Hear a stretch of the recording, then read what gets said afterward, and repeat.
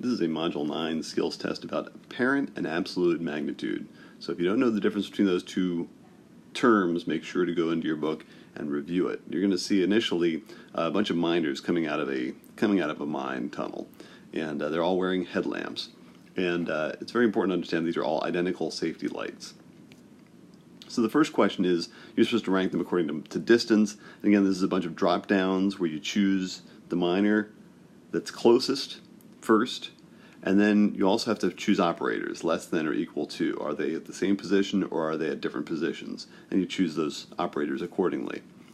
And that's the case with not only the first question, the second question wants you to rank them according to apparent brightness, and then the third question wants you to rank them according to the actual brightness of the light.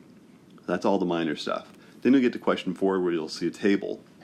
And this table has several stars, A, B, C, D, and E, and it has the apparent magnitude in the first column, the absolute magnitude in the second column, and then the distance from the Earth in parsecs in the third column. Most of the table is done for you, but you do have to fill in a couple of the blanks, and notice that they are drop downs. So in the apparent magnitude, there's one where you just have to choose less than 3, equal to 3, greater than 3, and again, picture a number line to figure out where these would be placed. Same thing with the absolute magnitude.